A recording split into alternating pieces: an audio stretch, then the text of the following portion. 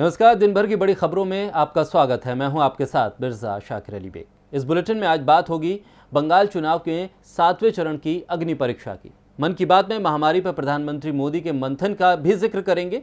जानेंगे कि राहुल गांधी के वादे से कैसे होगा बीजेपी को घाटा और विदेशों में क्यों हो रही है मोदी सरकार की किरकिरी। और बुलेटिन के आखिर में बात होगी आज़ादी छीनने वाले मोदी सरकार के आदेश की। लेकिन तमाम बड़ी खबरों से पहले नजर सुर्खियों पर। तमिलनाडु के सीएम पलनीस्वामी ने प्रधानमंत्री मोदी से की मांग, तमिलनाडु से आंध्र प्रदेश और तेलंगाना को हो रही ऑक्सीजन की आपूर्ति रोकें। राज्य में बढ़ते मामलों के मद्देनजर की गई मांग। महामारी को देखते हुए उत्तर प्रदेश के मुख्यमंत्री का बड़ा ऐलान, उत्तर प्रदेश में कोई भी अस्पताल मरीजों को न करे वापस, निजी अस्पताल का पूरा खर्चा देगी राज्य सरकार। महामारी के बीच देश में टॉप डॉक्टर्स की कोविड पर चर्चा शुरू। डॉक्टर रणदीप गुलेरिया समेत देश के 4 बड़े डॉक्टर महामारी की स्थिति पर कर रहे हैं चर्चा।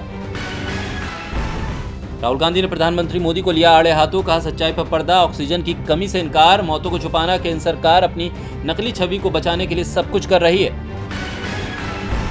सुर्खियों के बाद अब बात करते हैं आज की सबसे बड़ी खबर की। पश्चिम बंगाल का विधानसभा चुनाव अब अपने अंतिम चरण में पहुंच गया है। कल 7वें चरण के लिए वोट डाले जाएंगे। इसमें कई दिग्गजों की साख दांव पर लगी है। 34 विधानसभा सीटों पर जनता राजनेताओं की किस्मत को ईवीएम में बंद करेगी। सभी नेताओं ने अपनी अपनी जीत का दम भरा है। बंगाल में 6 चरणों का रण खत्म होने के बाद अब राजनीतिक दल 7वें चरण की अग्नि परीक्षा को पार करने के लिए चुनावी मैदान में उतरेंगे। 34 विधानसभा क्षेत्रों में कुल 86,78,221 मतदाता मताधिकार का इस्तेमाल कर दिग्गजों की किस्मत का फैसला करेंगे। कल मालदा, कोलकाता दक्षिण, मुर्शिदाबाद, पश्चिमी वर्धमान और दक्षिण दिनाजपुर जिलों में वोटिंग होगी। इस चरण में कई दिग्गजों की साख दांव पर लगी है। इस चरण में शहर की दक्षिणी हिस्से, खासकर पश्चिम बंगाल की मुख्यमंत्री ममता बनर्जी के गढ़ भवानीपुर की सीटों पर मुख्य रूप से ध्यान केंद्रित होगा। ममता बनर्जी इस बार नंदीग्राम से चुनावी मैदान में उतरी हैं, लेकिन उन्होंने अपनी पार्टी के वरिष्ठतम नेताओं में शामिल सोनभदेव चट्टोपाध्याय को भवानीपुर से उम्मीदवार बनाया है। वहीं बीजेपी ने अभिनेता से नेता बने रुद्र नील घोष को इस सीट पर खड़ा किया है। भगवा दल ने राज बिहारी से लेफ्टिनेंट जनरल सुब्रत साह को तृणमूल कांग्रेस के देवाशीष कुमार के खिलाफ खड़ा किया है। कोलकाता पोर्ट क्षेत्र से राज्य में मंत्री और शहर के महापौर फरहाद हाकिम के सामने बीजेपी के अवध किशोर गुप्ता और कांग्रेस के मोहम्मद मुख्तार की चुनौती होगी। इसके अलावा बालूर घाट, मालदा, चंचल, हरिश्चंद्रपुर, लालगोला, मुर्शिदाबाद और फरक्का क्षेत्रों पर भी लोगों का ध्यान केंद्रित रहेगा। अब इन हॉट सीट पर कल जबरदस्त मुकाबला होने वाला है। अब देखना होगा कि कौन 7वें चरण की परीक्षा को पार। अब बंगाल में कल 7वें चरण का चुनाव कराया जाएगा। देखना होगा कि महामारी के बीच जनता कितना अहम योगदान देती है। वैसे आज प्रधानमंत्री मोदी ने अपने मन की बात कार्यक्रम में देशवासियों से महामारी के मुद्दे पर भी बात की।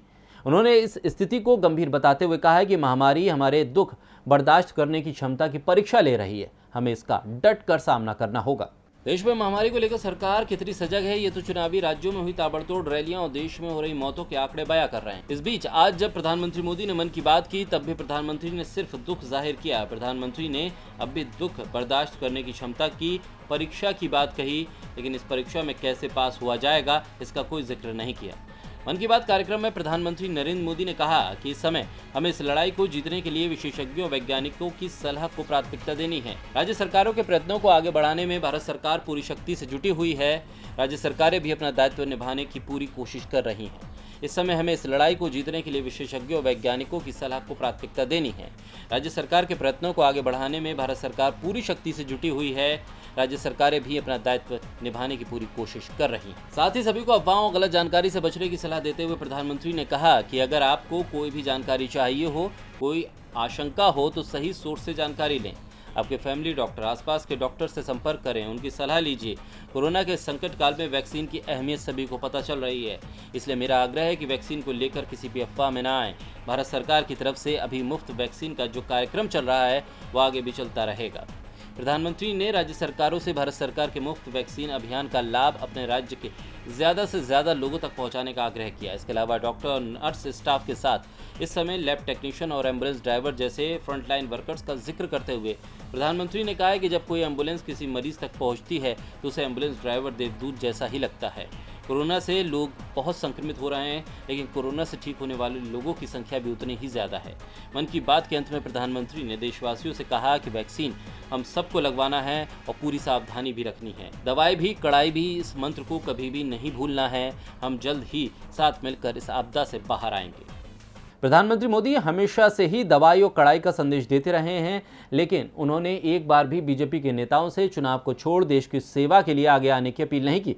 मगर इस परिस्थिति में विपक्षी दल लोगों की मदद के लिए आगे आ रहे हैं। कांग्रेस सांसद राहुल गांधी ने कांग्रेस के नेताओं से अपील की है। इसमें साफ झलकता है कि चुनाव से ज्यादा उन्हें जनता की फिक्र है।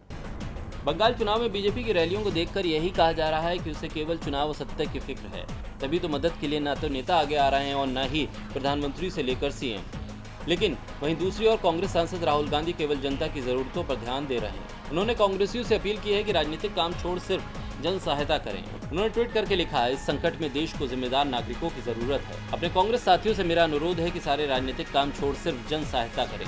इस तरह से देशवासियों का दुख दूर करें। कांग्रेस परिवार का यही धर्म है। इस अपील से पहले कांग्रेस सांसद राहुल गांधी ने सबसे बड़ा फैसला लेकर सभी को चौंका दिया था। उन्होंने 18 अप्रैल को बंगाल चुनाव में प्रस्तावित अपनी रैलियों को रद्द कर दिया था। राहुल गांधी ने ऐसे समय में ये फैसला लिया था जबकि बंगाल में 3 चरण के चुनाव बाकी थे।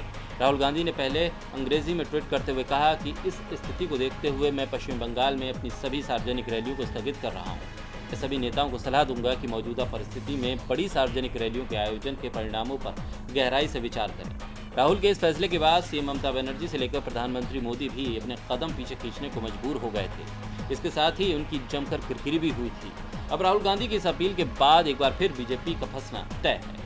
आज राहुल गांधी की इस अपील से साफ बयां कर दिया कि मुश्किल वक्त में विपक्ष जनता के साथ है। इससे लोगों को थोड़ी राहत जरूर मिलेगी, लेकिन फिलहाल तो दिल्ली वालों को कोई राहत मिलती नजर नहीं आ रही है। आंकड़े लगातार नए रिकॉर्ड बना रहे हैं। इसे देखते हुए अरविंद केजरीवाल ने एक बार फिर पूर्णबंदी बढ़ाने का ऐलान कर दिया। देश की राजधानी दिल्ली में महामारी ने ऐसा कोहराम मचाया कि केंद्र की मोदी सरकार से लेकर दिल्ली की केजरीवाल सरकार तक के हाथ पांव फूल गए। बेड्स, ऑक्सीजन से लेकर दवाइयों तक की भारी किल्लत हो गई।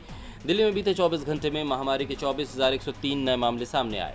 वहीं दिल्ली में रिकॉर्ड 357 लोगों ने अपनी जान गंवाई, जिसे देखते हुए केजरीवाल सरकार ने सूबे में लगे लॉकडाउन को और एक हफ्ते के लिए बढ़ा दिया। सीएम केजरीवाल ने कहा कि दिल्ली में महामारी के मामले तेजी से बढ़ रहे हैं, इसलिए दिल्ली में लॉकडाउन लगाना बेहद जरूरी है। महामारी से निपटने के लिए लॉकडाउन आखिरी हथियार है। जिस तरह से केस बढ़ रहे थे, आखिरी हथियार इस्तेमाल करना जरूरी हो गया था। अभी भी कोरोना का कहर जारी है, इसलिए हमने राज्य में लॉकडाउन बढ़ाने का फैसला किया है। दिल्ली में पॉजिटिविटी रेट 32% से ऊपर चल रहा है, जिसके कारण फिलहाल सरकार को लॉकडाउन बढ़ाने के अलावा कोई और रास्ता नहीं दिखाई दे रहा। इससे पहले 19 अप्रैल की रात 10 बजे से दिल्ली में लॉकडाउन शुरू हुआ था। 26 अप्रैल की सुबह 5 बजे तक मौजूदा लॉकडाउन रहना था, जिसे अब दिल्ली सरकार ने एक हफ्ते के लिए और बढ़ा दिया है। दिल्ली में महामारी को काबू में करने के लिए लगातार सख्त फैसले लिए जा रहे हैं। अब देखना होगा कि इसका असर क्या होगा। वैसे अभी तो मोदी सरकार की अकड़ का असर किसान आंदोलन पर साफ देखा जा रहा है, इसलिए उनका आक्रोश भी बढ़ता जा रहा है। और आज एक बार फिर किसान नेता राकेश टिकैत ने मोदी सरकार को कड़ी चेतावनी दे दी। देश में महामारी से हाहाकार है, जनता त्राहिमाम कर रही है, तो दूसरी तरफ किसानों का आंदोलन भी जारी है। महामारी में पूरा देश परेशान है, लेकिन सरकार किसानों की बात सुनने को तैयार नहीं है, जिसे लेकर भारतीय किसान यूनियन के राष्ट्रीय प्रवक्ता राकेश टिकैत ने सरकार को चेतावनी देते हुए कहा कि महामारी की आड़ लेते हुए सरकार किसानों का आंदोलन बलपूर्वक खत्म कराने की बात न सोचे। सरकार इस तरह की कोई कोशिश करती है तो इसके गंभीर नतीजे हो सकते हैं। किसान उसका भरपूर जवाब देंगे। किसान बॉर्डर पर डटे रहेंगे, महामारी के सभी नियमों का पालन करेंगे। तो दूसरी तरफ किसान मनोहर लाल खट्टर सरकार के खिलाफ पूरे हरियाणा में प्रदर्शन करेंगे। तो वहीं अब इस आंदोलन को लेकर बीजेपी में बगावत शुरू हो गई है। 21 अप्रैल को भाजपा नेता पवन बेनीवाल ने अपने समर्थकों के साथ पार्टी छोड़ने का ऐलान किया, तो बीते दिन मेघालय के राज्यपाल सत्यपाल मलिक की किसान आंदोलन के समर्थन में एक चिट्ठी सामने आई है, जिसमें उन्होंने मोदी सरकार पर निशाना साधा है। किसानों की हुंकार लगातार बीजेपी की मुश्किलों को बढ़ा रही है। इसका हर्जाना उसे आने वाले वक्त में चुकाना ही पड़ेगा। वैसे अभी तो राजस्थान में बीजेपी में छिड़ी कलह ने बीजेपी की परेशानी को बढ़ा दिया है। राजस्थान में वसुंधरा खेमे ने बीजेपी के आला कमान के खिलाफ बगावत का झंडा बुलंद कर रखा है। वसुंधरा समर्थकों ने रेमडेसिविर इंजेक्शन को लेकर केंद्रीय बीजेपी नेताओं पर गंभीर आरोप लगाए हैं और बड़े दोष मढ़े। राजस्थान में महामारी के कोहराम के बीच सियासत भी खूब हो रही है। पिछले काफ़ी समय से राजस्थान बीजेपी में जमकर गुटबाजी की खबरें आ रही हैं। वसुंधरा राजे सिंधिया का खेमा लगातार केंद्रीय नेतृत्व को चुनौती दे रहा है। पिछले दिनों ऐसी भी खबरें आईं कि वसुंधरा खेमा बीजेपी से अलग हो सकता है और राज्य में नई पार्टी बन सकती है, जिसके कारण राज्य में बीजेपी की मुश्किलें बढ़ती नजर आ रही हैं। इस बीच वसुंधरा राजे समर्थक विधायकों ने बीजेपी के केंद्रीय नेताओं पर निशाना साधा। पूर्व विधायक प्रहलाद गुंजाल, भवानी सिंह राजावत, विद्याशंकर नंदावाल ने आरोप लगाए कि जो इंजेक्शन ज़रूरतमंद मरीजों को बिना किसी भेदभाव के लगाए जाने चाहिए वो कोटा के 2 प्रभावशाली नेताओं के यहां से जारी लिस्ट के आधार पर लगाए जा रहे हैं। इस पर एक नेता राज्य सरकार से जुड़ा है तो दूसरा केंद्र में बड़ा नाम रखता है। इस बयान के बाद राजस्थान में एक बार फिर से सियासत गर्मा गई है। अब राजस्थान में बीजेपी की फजीहत होने लगी है। इन्हीं नेताओं ने ही कोटा में चिंतन शिविर आयोजित कर खुद अपनी पार्टी पर आरोप लगाया था कि पूर्व सीएम वसुंधरा राजे को पार्टी से अब अलग थलग किया जा रहा है। महामारी को लेकर अब तक विपक्ष ही सरकार पर सवाल उठाता रहा था, लेकिन अब तो बीजेपी के नेताओं ने भी मोर्चा खोल दिया है।